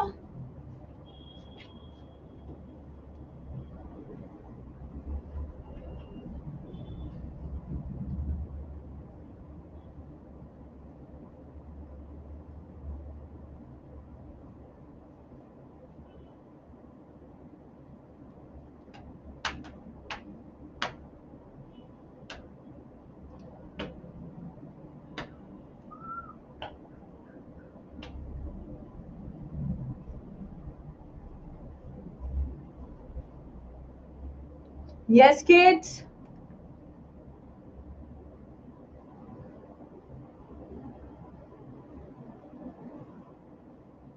आ जाओ, आगे चलते हैं। नेक्स्ट, अरे स्लाइड खत्म हो गई मेरे बच्चों,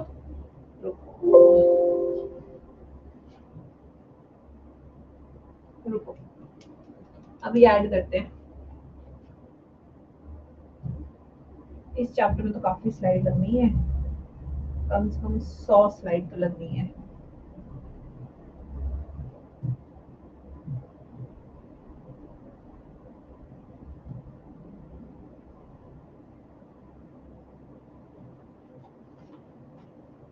आइए अब आते हैं नेक्स्ट स्टेप पे, उससे पहले उसका बनाएंगे डायग्राम। ये किस चीज का डायग्राम है ये भी आपने बताना है, नीट में ये भी आता है। What does this figure represent? यहाँ मान लीजिए हमारे ATGC ATGC ATGC ATGC 3 prime to 5 prime 3 prime to 5 prime, ठीक है।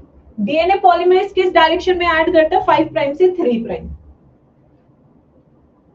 ये हाइड्रोजन बॉन्ड्स टूटी हुई,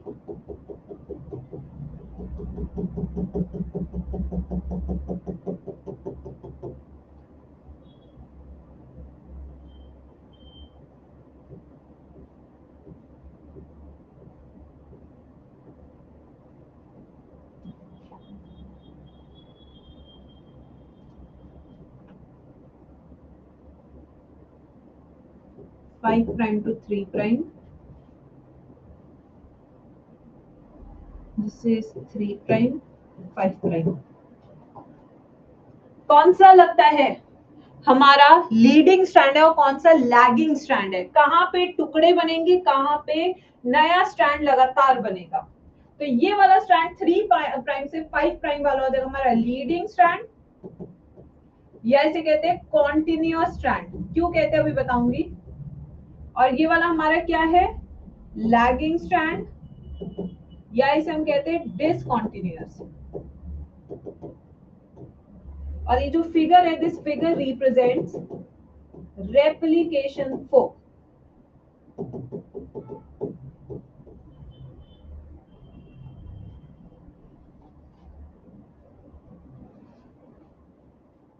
स्टेप नंबर 4 मैं यहाँ लिखवा देती हूँ, तब तक आप डायग्राम बनाएं। फॉर्मेशन ऑफ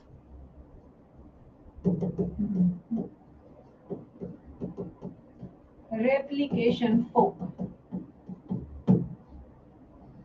एसी बंद कर दो भाई, बहुत ड्राइनेस हो गई है। 3 प्राइम से 5 prime, this is our leading और continuous strand, 5 prime to 3 prime वाला is lagging continuous strand।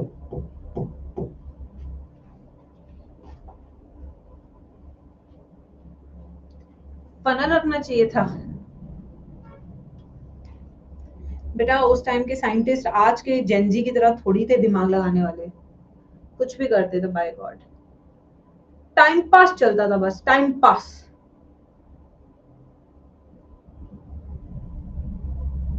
बहुत गुस्सा आता मुझे, हमारी जेनजी से जब कोई राय नहीं लेता ना, खून खौल उठता है मेरा।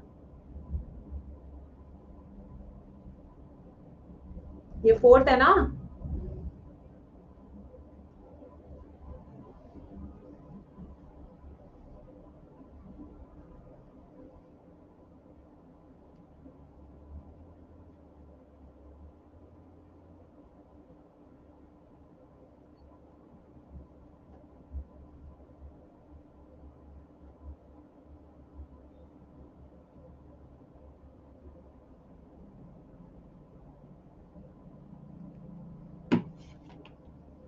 चलो भाई, एक्शन टाइम समझाया जाए बच्चों।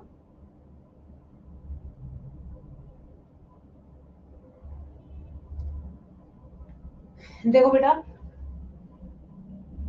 लड़कियां जब स्कूटी चलाती है तो उन्हें क्या चाहिए होता है? अभी बता रही हूँ राई का क्या काम होता है, डोंट वरी, सब बताऊंगी, अभी बता रही हूँ अभिषेक भाई, समझा रही हूँ। जब लड़कियां स्कूटी चलाती हैं तो उन्हें क्या चाहिए होता है? Self start. सेल्फ स्टार्ट, फिर ना आगे ना पीछे हम देखते नहीं है, हम सिर्फ चलाते हैं, दुनिया हमें देखती है। ठीक है, अब आगे चलते हैं। जब लड़के बाइक चलाते हैं तो वो क्या करते हैं? किक लगाते हैं। आजकल तो वो भी सेल्फ स्टार्ट करते हैं। जैसे हम मेरे प्यारे पति देख लो, my sweet husband mister Raman, मैंने उनसे कहा स्कूटी दिला दो, कहते ले लो, वैसे कोई फायदा नहीं है, बेकार होती है, अनसेफ है। अरे चाहिए क्यों, गाड़ी आती तो चला लो। मैंने कहा नहीं नहीं, आसपास के काम के लिए करोल बाग में मुझे चाहिए। करोल बाग काफी भीड़ वाला एरिया है, काफी बड़ी मार्केट है साथ में अपने घर के ना। तो then my sweet husband said कि क्या फायदा। मैंने कहा नहीं, आप दिला दो। गए शोरूम पे नहीं, दुकान पे, सेकंड हैंड वाली स्कूटी के। यस, फिर कहते पसंद कर लो। 2 स्कूटी थी, एक में उसकी किक खराब थी, एक में सेल्फ स्टार्ट खराब था। मैंने कहा सेल्फ स्टार्ट वाली दिला दो। ठीक है, कहते देख ले। मैंने कहा क्या देखो, 2 ही तो स्कूटी है। यस, फिर हमने ले ली। 8 साल पुरानी थी, मतलब 2 साल बाद तो दम ही तोड़ देगी, ट्रैश में ही भेजना है उसे कुचलने के लिए, क्योंकि दिल्ली में फिर चला नहीं पाएंगे। ठीक है बच्चों, तो अब हमने ले ली। ठीक है, खुशी से हम ले आए सेल्फ स्टार्ट वाली स्कूटी। 2 दिन चलाए, तीसरे दिन हमारे प्यारे हस्बैंड कहते कि अरे यार मेरी भी तो दुकान पास में ही है, मुझे भी गाड़ी क्यों लेके जानी है, पैदल जाने का मन नहीं करता, धूप बहुत होती है, ला अपनी स्कूटी की चाबी दे दे। बस उस दिन के बाद कभी स्कूटी मिली ही नहीं, क्योंकि भैया की लेबर, उन्हीं के पास स्कूटी रहती है। मैं फिर वहीं खड़ी हूँ जहां पे मैं 6 महीने पहले खड़ी थी। गाड़ी रश वाले एरिया में चला नहीं सकते, जो स्कूटी मिली वो चली गई। यस, तो अब हाल ये है कि अगर मुझे मार्केट जाना है तो पहले मैं स्कूटी मंगाती हूँ, आ जाओ स्कूटी लेके, फिर भैया को छोड़ना होता है शॉप पे कि अच्छा आपको छोड़ो, फिर मैं कहीं जा सकती हूँ। मतलब there is a whole process. अब ऐसा नहीं है कि मैं बस उतरी, मैंने चाबी लगाई, सेल्फ स्टार्ट किया और मैं चली गई। ठीक है बेटा। तो ये देखो, पहले मेरी जिंदगी जब स्कूटी आई थी पहले 2 दिन ऐसी थी, मैं उतरती थी, चाबी लगाती थी, सेल्फ स्टार्ट करती थी और मैं चली जाती थी लीडिंग। ठीक है, यस। फिर उसके बाद इधर आ जाओ। अब पहले क्या होता है, पहले मैं कॉल करती हूँ, स्कूटी मंगाती हूँ, फिर उसके बाद मैं भैया को उनकी दुकान पे छोड़ती हूँ, उसके बाद मेरा काम शुरू होता है। तो my life has turn from leading to lagging stand. ठीक है बच्चों, ऐसे ऐसे यहाँ पे भी होता है। ठीक है बच्चों, समझ रहे हो ना तुम? No no my sweet husband mister Raman, आओ तुम्हें अब समझाती हूँ इसमें। देखो यहाँ पे भी ऐसे ही था, जब हमें डीएनए रेप्लिकेशन शुरू करना पड़ता है तो हमें एंजाइम चाहिए होता है डीएनए पॉलीमरेज। ठीक है, क्या चाहिए होता है हमें? DNA polymerase. But DNA polymerase कहते हैं मैं ऐसे काम नहीं करूंगा, पहले थोड़ा सा कर दो। जैसे again my sweet husband yesterday story, कहता मैं हमस बनाऊंगा। मैंने कहा बनाओ बनाओ बनाओ। कहते ऐसे कर चने उबाल दे। मैं कहा चल उबाल देती हूँ। फिर उसके बाद माय स्वीट हस्बैंड अगेन ऐसे कर लहसुन छील दे। फिर मुझे मिसेस मूवी याद आ गई। मैं आई तो लहसुन छीलने के लिए, बट मैं मिसेस मूवी चला के आई, वही वाला सीन। फिर उसे शर्म आई, माय स्वीट हस्बैंड शर्म आई थोड़ी सी। फिर वो आया कि नहीं नहीं मैं ही बना देता हूँ। मैंने कहा ओके ओके ओके। तो इनको चाहिए होता है कोई काम करे। DNA polymerase just my like sweet husband, थोड़ा सा काम कोई कर दे। तो यहाँ पे एक एंजाइम की जरूरत होती है पहले, जिसका नाम है प्राइमेज। क्या नाम है उसका? प्राइमेज। आ जाओ। तो यहाँ पे प्राइमेज एंजाइम आएगा, ये प्राइमेज एंजाइम है। ये प्राइमेज एंजाइम पहले 8 से 10 न्यूक्लियोटाइड लगा देगा। अब ये प्राइमेज एंजाइम कौन सा है? ये है डीएनए डिपेंडेंट आरएनए पॉलीमरेज। यानी कि अभी डीएनए बन ही नहीं रहा है, अभी तो आरएनए के न्यूक्लियोटाइड लगा दिए भाई 8 से 10। यस, अभी एंजाइम क्या है? प्राइमेज। प्राइमेज कौन सा एंजाइम है? जो डीएनए पे काम करता है बट आरएनए बनाता है। तो यहाँ पे डीएनए रेप्लिकेशन शुरू करने के लिए हमें एंजाइम चाहिए प्राइमेज, जो 8 से 10 न्यूक्लियोटाइड लगा रहा है। ठीक है, यस। उसके बाद जब शर्म आ जाती है डीएनए पॉलीमरेज को, ठीक है, ये देखिए, ये डीएनए पॉलीमरेज को शर्म आती है, आ चुका है काम करने के लिए। ये लो, ठीक है। अब ये 5 प्राइम से 3 प्राइम डायरेक्शन में पूरे न्यूक्लियोटाइड्स ऐड करता जाएगा और नया डीएनए स्ट्रैंड बनाता जाएगा। ठीक है बच्चों, ये समझ में आया नहीं आया? लीडिंग स्ट्रैंड पे क्या हो रहा है? अब आते हैं लैगिंग स्ट्रैंड पे। लैगिंग स्ट्रैंड पे क्या हो रहा है देखिए। लैगिंग स्ट्रैंड पे क्या हो रहा है देखिए। लैगिंग स्ट्रैंड पे क्या हो रहा है? पहले प्राइमेज आएगा, प्राइमेज पहले प्राइमर बनाएगा, ये बन गया प्राइमर, 8 से 10 न्यूक्लियोटाइड उसने लगा दिए। फिर आएगा डीएनए पॉलीमरेज, फिर 5 प्राइम से 3 प्राइम डायरेक्शन में इसने ऐड किए न्यूक्लियोटाइड्स। अब देखो वापस से क्या होगा, वापस से प्राइमर पीछे जाएगा कूद के एंजाइम, फिर ये प्राइमर क्या बनाएगा? प्राइमेज प्राइमर बनाएगा, फिर ये डीएनए पॉलीमरेज फिर पीछे जाएगा, फिर ये यहां तक क्या बनाएगा? डीएनए बनाएगा। देख रहे हो बच्चों, तो इसमें काम बैकवर्ड हो रहा है, उछल उछल के वापस पीछे जाना है, फिर बनाना है, फिर पीछे जाना है, फिर बनाना है। ये सब फालतू बात क्यों हो रही है? क्योंकि ये always add, DNA polymerase always add dNTPs in the direction 5 prime से 3 प्राइम। तो यहाँ पे फ्रैगमेंट्स बन रहे हैं। यहाँ पे क्या बन रहे हैं बच्चों? फ्रैगमेंट्स। देखिए ये पहला फ्रैगमेंट, ये दूसरा फ्रैगमेंट, यहां से बनता हुआ तीसरा फ्रैगमेंट। तो इन फ्रैगमेंट्स को हम क्या कहते हैं? Okazaki fragments. Okazaki fragment. तो ये लैगिंग है, काम धीरे हो गया, वहां पे काम फटाफट हो रहा है। बताओ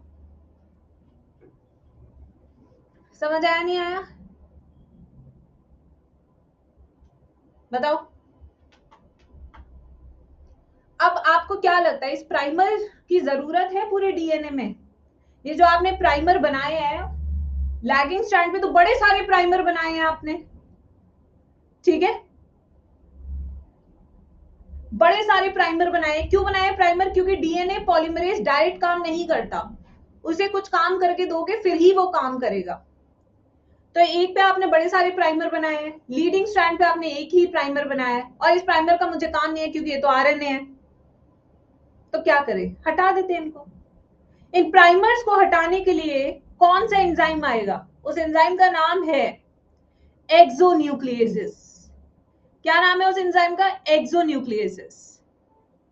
सारे प्राइमर जहां जहां बनाए हैं वो सारे प्राइमर्स को काट के फेंक देगा, और फिर वापस डीएनए पॉलीमरेज उन खाली हिस्सों को भरेगा।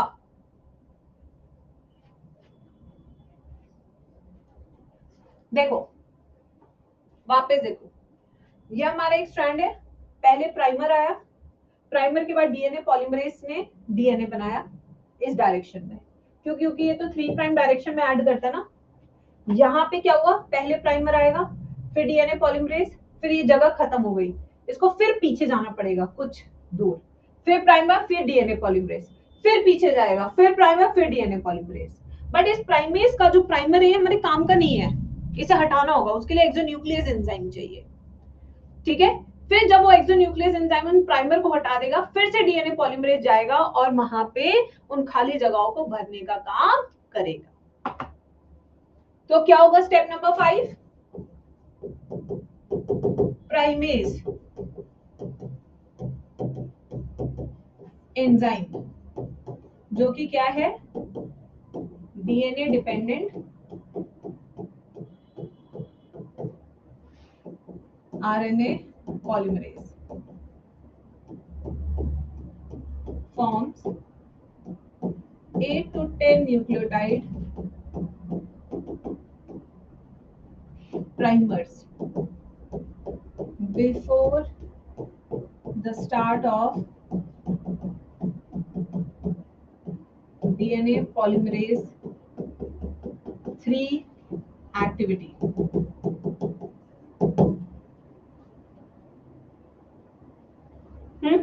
Next, step 6. Now,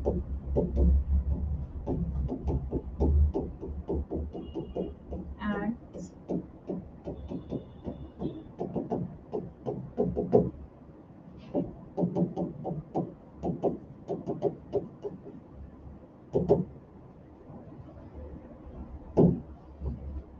ये ऐड कर देगा, उसके बाद all primers are removed from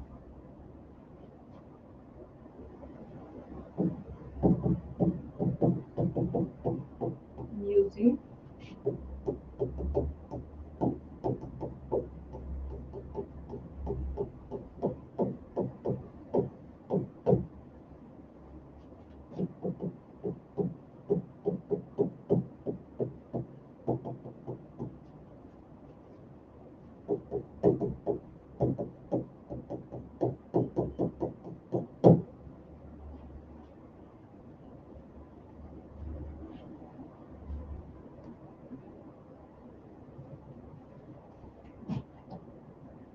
1 2 3 4 5 6 7। अब किसी को दिक्कत है क्या काउंटिंग में? Ma'am DNA dependent DNA polymerase क्यों नहीं लिया? क्योंकि पहले हम प्राइमेज काम करता है। Primase enzyme DNA dependent RNA polymerase होता है। ये आरएनए के छोटे न्यूक्लियोटाइड सीक्वेंसेस बनाता है, उसके बाद डीएनए पॉलीमरेज आके डीएनए बनाता है। प्राइमेज एंजाइम ज्यादा एक्टिव होता है डीएनए पॉलीमरेज से, पहले वो पहुंच जाता है काम करने के लिए।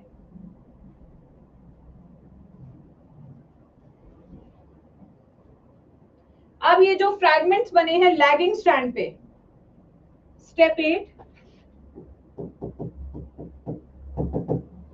Okazaki fragments formed on lagging strand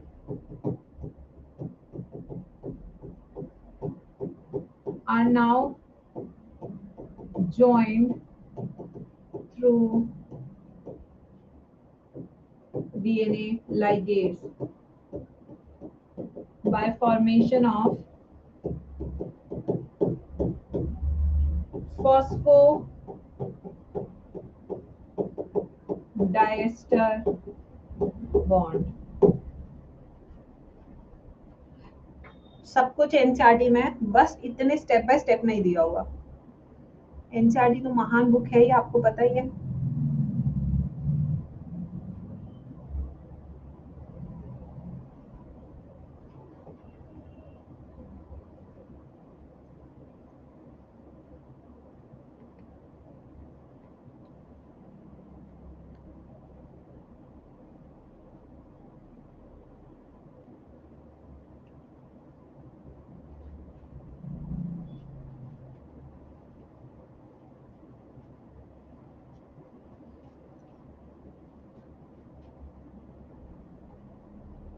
ma'am step 5 समझ नहीं आया। स्टेप 5 में फिर से 8वीं बार रिपीट कर रही हूँ क्लास में कि प्राइमेज एंजाइम पहले प्राइमर बनाएगा जो 8 से 10 न्यूक्लियोटाइड का सीक्वेंस है, उसके बाद डीएनए पॉलीमरेज जाके भरेगा डीएनटीपीस।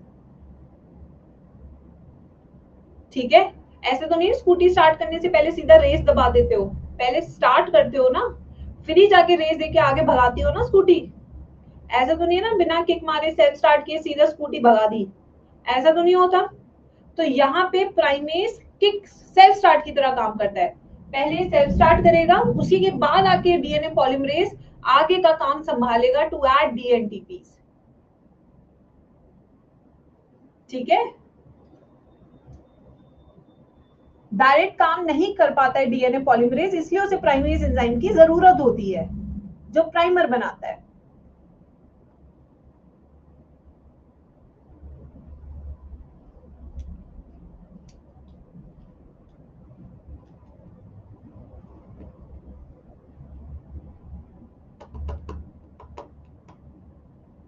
डन।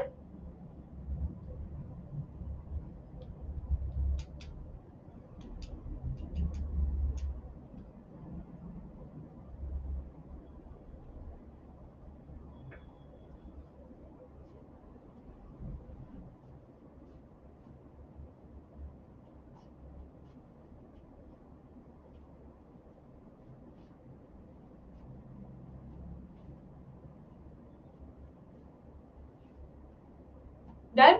कल इसका मैं 3D दिखाऊंगी बच्चों, आज टीम अवेलेबल नहीं थी मेरे पास, तो इसलिए मैं उनसे सही नहीं करा पाई अपना 3D मॉड्यूल। कल आते ही सबसे पहले मैं इसका 3D भी दिखाऊंगी, पूरा बहुत अच्छा 3D है इसका, तो इससे आपको और क्लियर हो जाएगा। बट आप इसको जरूर पढ़िएगा। कल की क्लास में जो कि अगेन सुबह होगी 11:50 पे, हम ट्रांसक्रिप्शन के question, transcription unit, mechanism, post transcriptional modifications, tRNA, structure of tRNA, genetic code, यहां तक कल मैं करा दूंगी पूरा। तैयार होके आइएगा इतना पढ़ने के लिए, कल मैं जेनेटिक कोड तक सारा कंप्लीट कर दूंगी। बिग बॉस चलो बताओ भाई कौन किसका सपोर्टर है। हाँ भाई, अपन तो देखो GK, because Anuj Kapadia the most loved character. Yes, अभी तो जाके मुझे जीके को वोट भी करना है।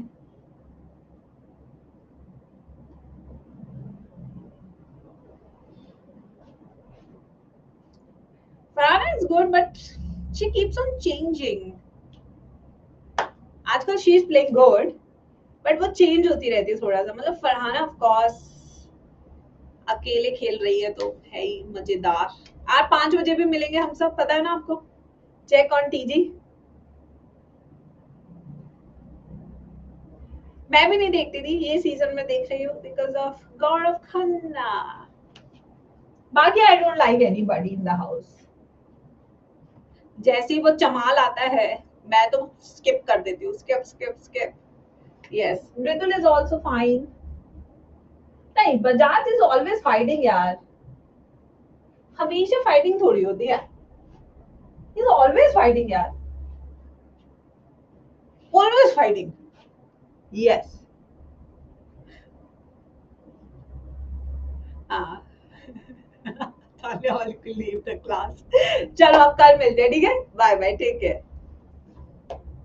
आज भी शाम में मिलेंगे, चलो बाय बाय।